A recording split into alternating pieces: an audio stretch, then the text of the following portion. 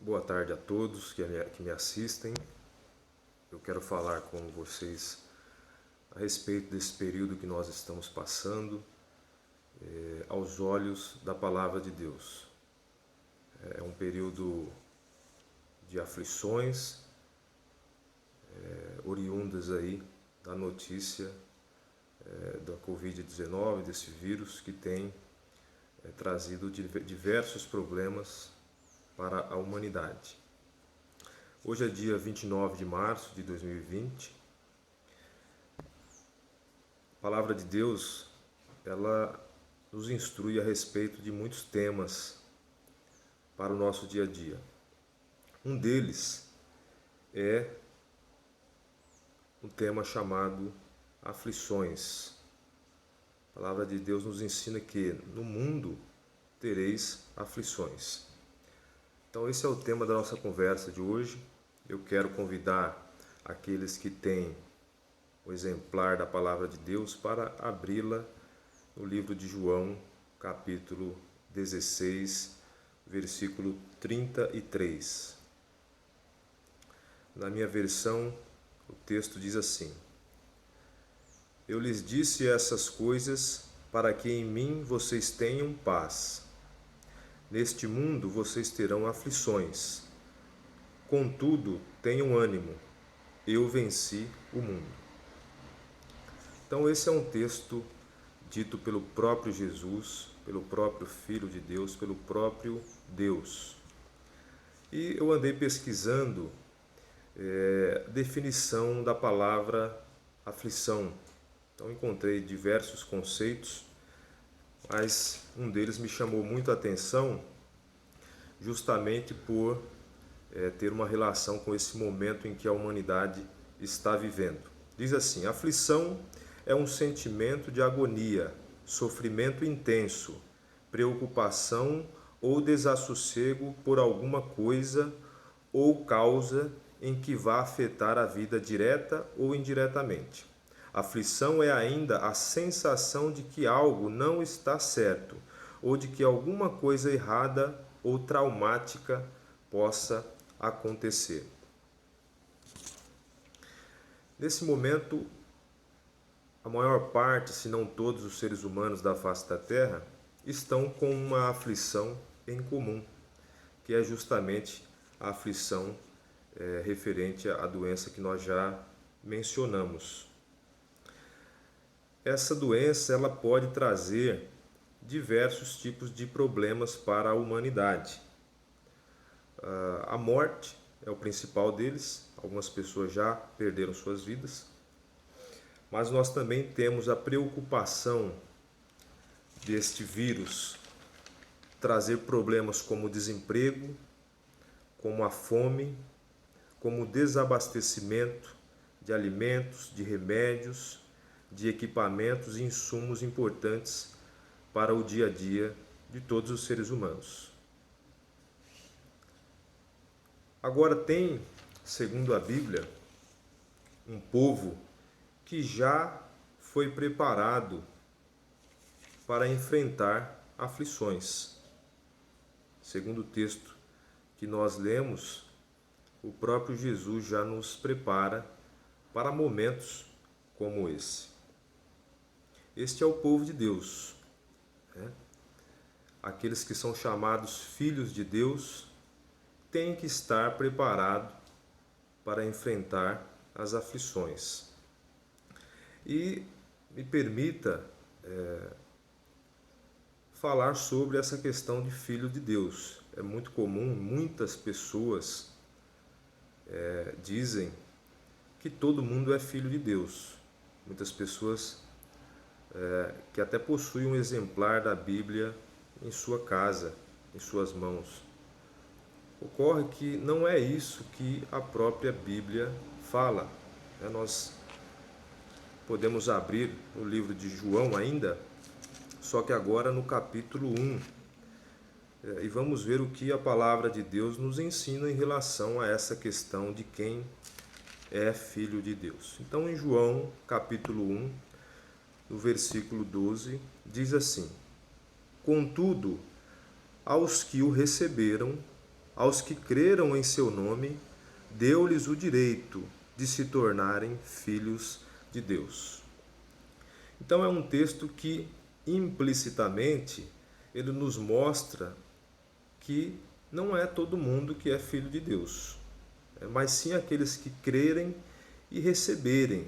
Crerem e receberem quem? O Senhor Jesus. O contexto aqui do capítulo 1, se você ler todo o capítulo, você vai chegar a essa conclusão de quem deve ser recebido e quem nós devemos crer, depositar a nossa vida, a nossa confiança, é o Filho primogênito de Deus, o Senhor Jesus. E só assim nós teremos o direito de nos tornarmos filhos de Deus. Isso é muito importante. Por mais doloroso, por mais difícil que seja ouvir isso, nós precisamos saber aquilo que consta na palavra de Deus e não aquilo que nós achamos. E eu não posso ser irresponsável de não deixar, ou melhor dizendo, de falar aquilo que a palavra ensina no que se refere a filhos de Deus. Isso não significa que nós, que já adotamos esse procedimento de crer e receber, vamos desfazer das pessoas que ainda não entenderam isso. Muito pelo contrário, nossa função é levar este conhecimento, esta informação da palavra de Deus a estas pessoas para que elas possam tomar as suas decisões como um dia nós tomamos. E quem não é filho de Deus é o quê? A palavra de Deus também responde a esta pergunta. Lá no livro de Gênesis, o primeiro livro da Bíblia, no capítulo 1, no versículo 27, está escrito o seguinte: criou Deus o homem à sua imagem, a imagem de Deus o criou, homem e mulher os criou. Então o verbo empregado aqui é o verbo criar, Portanto, o ser humano durante a criação do mundo, juntamente com os demais itens ali que foram criados por Deus, a fauna, a flora, o homem também foi criado. Portanto, esse texto ele nos mostra que o ser humano inicialmente é uma criatura de Deus. Somente com a vinda do Senhor Jesus, com a sua crucificação e a sua ressurreição, nós passamos a ter a possibilidade de sair da condição de criatura para a condição de filhos, realizando aquele procedimento que nós acabamos de ler lá em João, capítulo 1, versículo 12. Em João 16, do versículo 17 em diante, Jesus prepara os seus discípulos para um período de aflição. Vamos voltar lá no livro de João,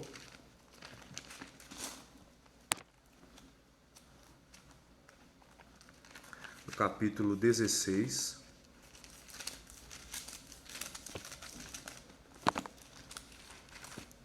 Onde Jesus ele trava um diálogo ali com os seus apóstolos, com os seus discípulos, preparando estes seus seguidores para um período de aflição que estaria logo à frente. Qual seria esse período de aflição? Justamente a prisão e a crucificação de Jesus. Lá em João 16, versículo 32, Jesus diz o seguinte: aproxima-se a hora, e já chegou, quando vocês serão espalhados cada um para a sua casa. Vocês me deixarão sozinho. Mas eu não estou sozinho, pois meu Pai está comigo. E logo em seguida, aquele texto que nós lemos inicialmente, versículo 33, eu lhes disse essas coisas para que em mim vocês tenham paz. Neste mundo vocês terão aflições, contudo tenham ânimo, Eu venci o mundo.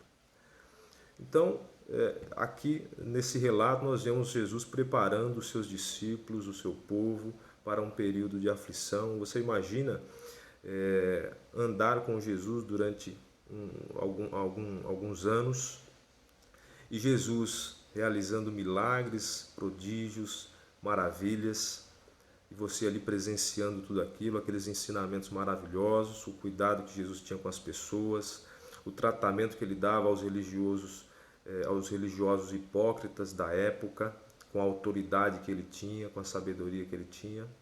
E de repente Jesus chegar para você e falar: olha, daqui a pouco eu não estarei mais com você, fisicamente. Imagine a aflição que se iniciou no coração, na vida daqueles discípulos. O que será de nós sem um mestre? Mas, ao final de toda a aflição, o Senhor Jesus, o nosso Deus, Ele nos dá a vitória. Ao longo da história da humanidade, com os relatos que constam na palavra de Deus, no próprio Antigo Testamento, a gente pode constatar que Deus ele não deixa de permitir que o seu povo passe por aflições. Ele não deixa. Do mesmo jeito que os outros povos passam por aflições, o povo de Deus também passa. Nós temos alguns exemplos aqui para citar, para refrescar a memória daqueles que já conhecem a palavra de Deus e para levar ao conhecimento daqueles que ainda não conhecem. O texto, a história de Daniel na cova dos leões, que está lá no livro de Daniel, capítulo 6, a partir do versículo 16, nós podemos verificar que Daniel ele chega a ser colocado na cova dos leões. A pergunta que nós poderíamos fazer é: Deus não poderia ter impedido Daniel de ser colocado na cova dos leões? Mas não foi isso que Deus fez. Ele deixou que Daniel fosse colocado lá na cova dos leões. O restante da história, acredito que a maior parte de vocês conhecem. Ele passou aquela noite ali com os leões. O Senhor Deus enviou um anjo para fechar a boca dos leões. E ao amanhecer, o rei foi chamar por Daniel. E Daniel respondeu ali, saindo daquela cova e obtendo ali a vitória. Então perceba que Deus ele deixa o seu povo passar por momentos de aflições. Uma outra história da palavra de Deus que nos mostra isso é também encontrada no livro de Daniel, no capítulo 3, a partir do versículo 16, onde Sadraque, Mesaque e Abednego, ou o nome original deles, Ananias, Misael e Azarias, foram jogados, lançados na fornalha ardente pelo rei Nabucodonosor. Então Nabucodonosor fez uma estátua de ouro, determinou que todas as pessoas, ao som de algum instrumento, quando esse instrumento fosse tocado, todos se ajoelhassem em reverência àquela estátua. Mas esses 3 jovens não fizeram isso, porque este ato seria um ato de prostituição para com o seu Deus. Estes jovens estariam prostituindo a sua fé. Eles preferiram desobedecer ao rei sob pena de serem jogados em uma fornalha ardente, para manterem-se firmes ali, para manter a sua fé firme no seu Deus, no Deus de Israel. Vamos ler esse texto lá em Daniel.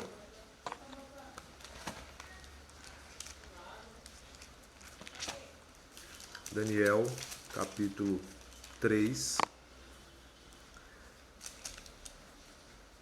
versículo 16, vai dizer assim: Sadraque, Mesaque e Abednego responderam ao rei: Ó Nabucodonosor, não precisamos defendermos diante de ti.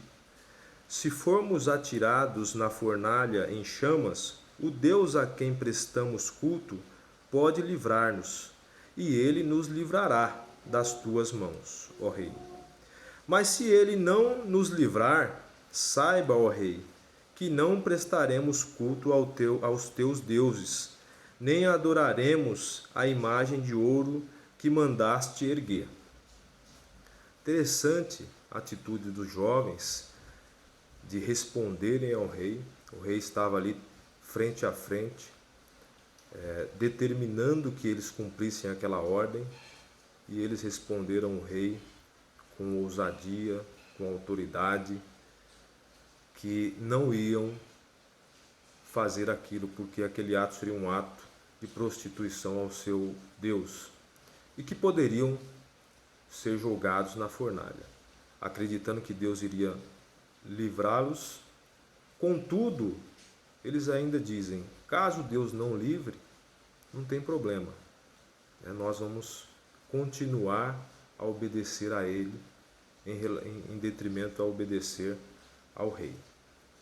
E ao término dessa história, o que acontece? O Senhor livra estes jovens. De que maneira? Antes de jogar na fornalha? Não, dentro da fornalha. Então, semelhantemente ao que aconteceu com Daniel, Sadraque, Mesaque e Abednego tiveram o livramento de Deus, mas dentro daquela aflição, dentro daquele problema.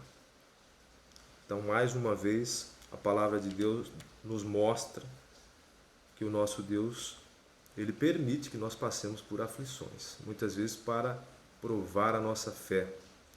Até onde vai a nossa fé? Um outro relato bíblico, para encerrar essa parte, nós encontramos lá no livro de Êxodo, capítulo 14, segundo livro da Bíblia, onde Moisés, conduzindo o povo de Deus, se depara com o mar. Então inicia-se ali um período de aflição para o povo. As pessoas estão preocupadas: o que iremos fazer a partir de agora? Para onde vamos? A sua fé começa a ser minada. E aí, para piorar, quando eles olham pelo retrovisor, eles veem os egípcios, os soldados, vindo em direção a eles para destruí-los. Vamos ler o texto que está em Êxodo 14, a partir do versículo 10. Diz assim: Ao aproximar-se o faraó, os israelitas olharam e avistaram os egípcios que marchavam na direção deles. E aterrorizados, clamaram ao Senhor. Disseram a Moisés: Foi por falta de túmulos no Egito que você nos trouxe para morrermos no deserto? O que você fez conosco, tirando-nos de lá? Já lhe tínhamos dito no Egito: deixe-nos em paz, seremos escravos dos egípcios. Antes ser escravos dos egípcios do que morrer no deserto. Então você percebe que o que era inicialmente a aflição, quando eles se depararam com o mar à sua frente, ao tomar conhecimento que os egípcios estavam se aproximando, a aflição se transformou em desespero. E o desespero começou a trazer ali a murmúria, a reclamação, a destruição da fé daquele povo, que era o povo de Deus. Mas Moisés permanecia firme na fé, mesmo diante daquele cenário de destruição que se anunciava.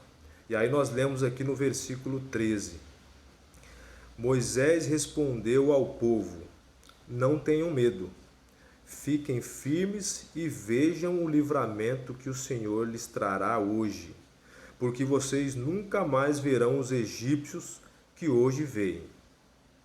O Senhor lutará por vocês, tão somente acalmem-se. Mais uma vez, Deus permitindo que o povo passasse por aflições e ao término ali do problema, Deus vem trazendo a vitória. Então o que acontece logo em seguida é que Deus manda Moisés conduzir o povo em direção ao mar, o mar se abre, o povo atravessa, o exército egípcio vem atrás, adentra ali o mar, e o mar é fechado e todos do Egito, do exército egípcio, acabam perecendo. Mais uma vez, a vitória nas mãos do povo de Deus. Então, a importância de nós mantermos a nossa fé firme e inabalável, mesmo diante dessa aflição que assola a humanidade. Esse princípio de que o meu povo vai passar por aflições como todos os outros povos, mas em determinado momento eu darei a vitória a eles, também pode ser visto no Novo Testamento. Então nós lemos alguns textos aqui do Velho Testamento para demonstrar esta questão, essa forma, uma das formas de Deus tratar o seu povo, deixando o povo passar por aflições, porém ao término ele dá a vitória. Importante, cada um de nós perseverarmos até o fim a nossa fé no Senhor Jesus. E aqui já no Novo Testamento, nós temos um texto no livro de Mateus. Vamos abrir.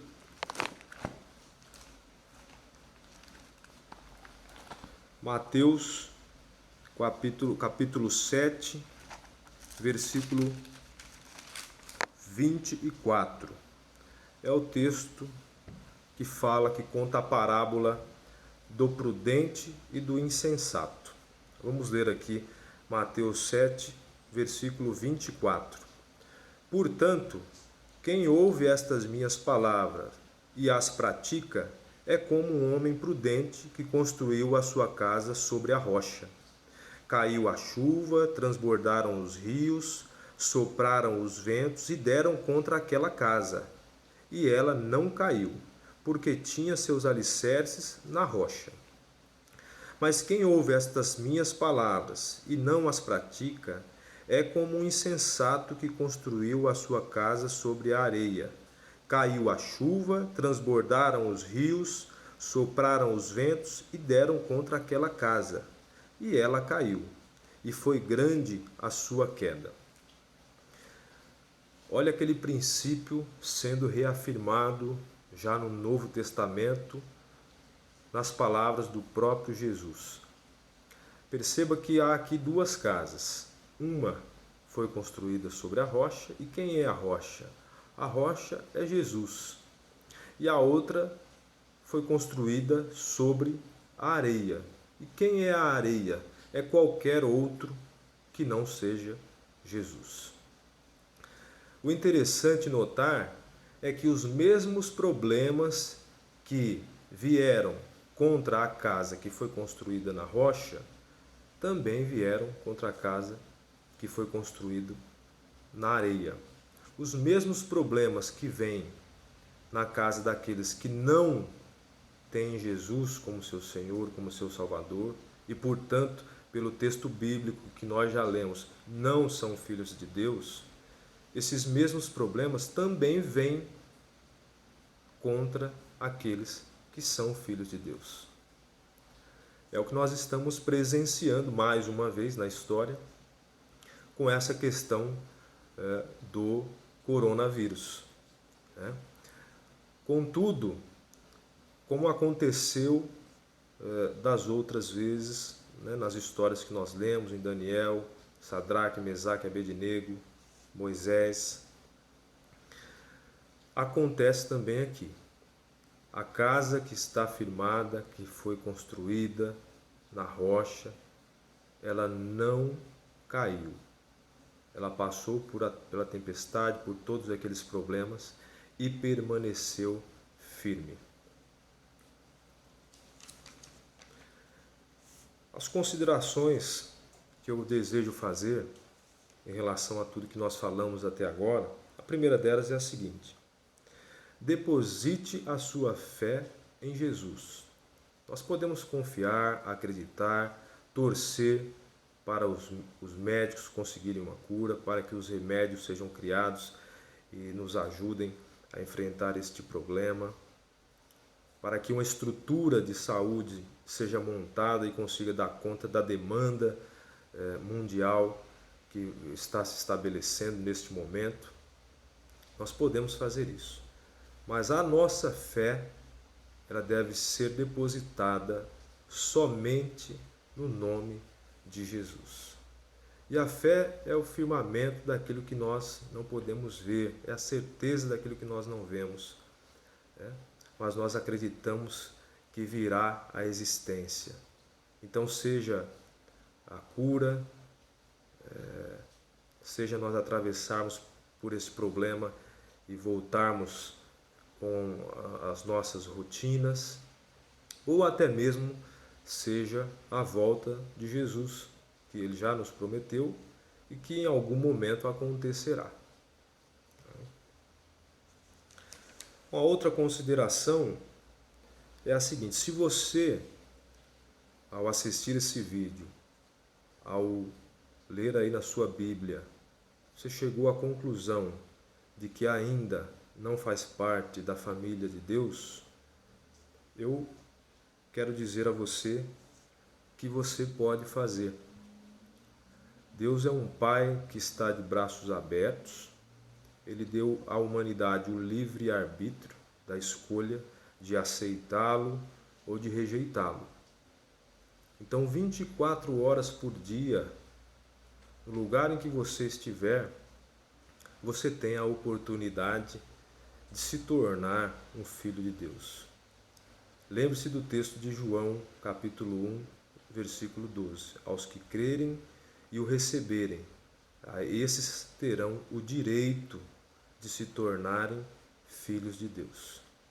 Então, não deixe que a vergonha, que as coisas desse mundo impeça você de entregar a sua vida a Jesus.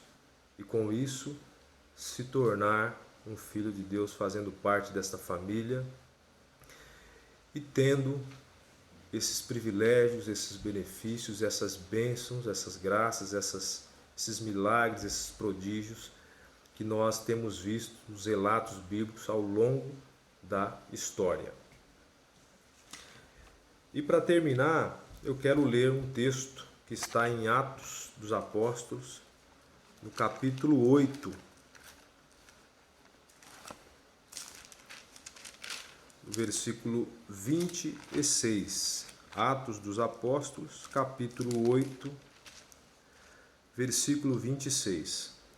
É uma história também conhecida pelos cristãos, cujo título é Filipe e o Etíope.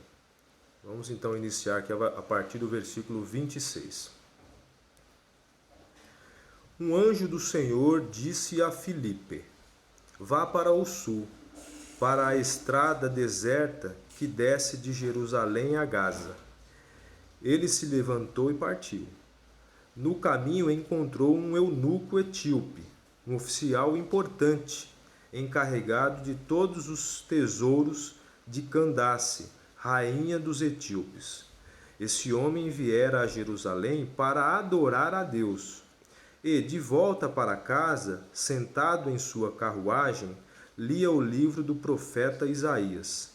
E o Espírito disse a Filipe: aproxime-se dessa carruagem e acompanhe-a. Então Filipe correu para a carruagem, ouviu o homem lendo o profeta Isaías e lhe perguntou: o Senhor entende o que está lendo? Ele respondeu: Como posso entender se alguém não me explicar? Assim convidou Filipe para subir e sentar-se ao seu lado. O eunuco estava lendo esta passagem da Escritura: Ele foi levado como ovelha para o matadouro, e como cordeiro mudo diante do tosquiador, ele não abriu a sua boca. Em sua humilhação foi privado de justiça. Quem pode falar dos seus descendentes? Pois a sua vida foi tirada da terra. O eunuco perguntou a Filipe: Diga-me, por favor, de quem o profeta está falando? De si próprio ou de outro? Então Filipe, começando com aquela passagem da Escritura, anunciou-lhe as boas novas de Jesus. Prosseguindo pela estrada, chegaram a um lugar onde havia água. O eunuco disse: Olhe, aqui há água. Que me impede de ser batizado? Disse Filipe: Você pode, se crê de todo o coração. O eunuco respondeu: Creio que Jesus Cristo é o Filho de Deus. Assim deu ordem para parar a carruagem. Então Filipe e o eunuco desceram a água e Filipe o batizou. Quando saíram da água, o Espírito do Senhor arrebatou Filipe repentinamente. O eunuco não ouviu mais e, cheio de alegria, seguiu o seu caminho. Interessantíssima. Esse relato bíblico é interessantíssimo, né? Ele nos ensina muitas coisas a respeito da salvação, da filiação a Deus. E primeiro tópico aqui que eu destaco é o seguinte: que Deus queria tanto salvar aquela pessoa que enviou um anjo para que este dissesse a Filipe, para que Filipe fosse até um determinado endereço. Né? Nós vemos isso lá no versículo 26. Essa pessoa era temente a Deus. Então o eunuco, se nós voltarmos lá no versículo 27 e 28, nós vamos constatar que ele já era uma pessoa temente a Deus. Por quê? Porque diz o texto que ele veio a Jerusalém para adorar a Deus e que estava voltando para sua casa lendo as Escrituras. E mesmo assim, Deus envia o anjo para que envie Filipe para poder falar com aquele homem. Então nós podemos concluir que ser temente a Deus e ler as Escrituras não é suficiente para ser salvo. Né? Filipe apresentou ao eunuco quem faltava para ele conhecer. É o que nos mostra o versículo 34 e 35. Filipe apresenta para o eunuco a pessoa de Jesus Cristo. Era quem faltava para ele receber a salvação. Isso é muito importante para muitas pessoas que acreditam que são salvas e, como eu disse anteriormente, eu não posso ser negligente em concordar com algo que a Bíblia, que a palavra de Deus não concorda. Então você pode verificar no texto bíblico esse relato de Filipe e do eunuco, que aquele homem, mesmo sendo temente a Deus, é o que diz a palavra, lendo a Escritura, isso não era suficiente para salvá-lo. Então, Deus fez todo esse movimento para que o Evangelho, o nome de Jesus, chegasse ao conhecimento daquele homem. E a partir daí, o que nós podemos ver? Lá no versículo 36, diz assim: Prosseguindo pela estrada, chegaram a um lugar onde havia água. O eunuco disse: Olhe, aqui há água. que me impede de ser batizado? Disse Filipe: você pode, se crê de todo o coração. O eunuco responde: creio que Jesus Cristo é o Filho de Deus. Muito bem, irmãos. Então nós chegamos aqui em mais um texto bíblico que está relacionado àquele texto de João 1, versículo 12. É por Jesus, é pelo nome dele e por nenhum outro que nós nos tornamos filhos de Deus. E o eunuco, ele tomou a atitude de declarar em alto e bom som que crê que Jesus Cristo é o Filho de Deus. É o que está no versículo 37. O versículo 38 dá continuidade. Assim, deu ordem para a carruagem, então Filipe, para que parasse a carruagem, então Filipe e o eunuco desceram a água e Filipe o batizou. Quando saíram da água, preste atenção, quando saíram da água, o Espírito do Senhor arrebatou Filipe. Vamos parar aqui. Perceba que aqui nós conseguimos constatar que Filipe tinha uma missão. A missão era: leve o Evangelho, o nome de Jesus, a esta pessoa, porque eu quero salvá-lo. E assim que isso foi feito, assim que isso se consumou, o Espírito do Senhor arrebatou Filipe repentinamente. Então, missão cumprida, pode sair daí, Filipe. Você vai fazer outra coisa agora. O eunuco não ouviu mais e, cheio de alegria, seguiu o seu caminho. Então eu finalizo esta mensagem, meus irmãos, dizendo a você que já adotou esta fé em Jesus Cristo, que permaneça firme, inabalável, no momento de aflição. Os grandes homens de Deus também vivenciaram e superaram e se alegraram no final e obtiveram a vitória no final. Não será diferente conosco neste período de coronavírus. Por que não será diferente? Porque o Deus é o mesmo.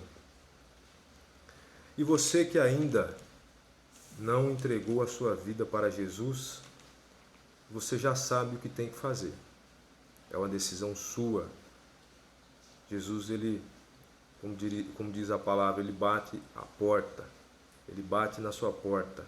Se você abrir, ele irá entrar e cear com você.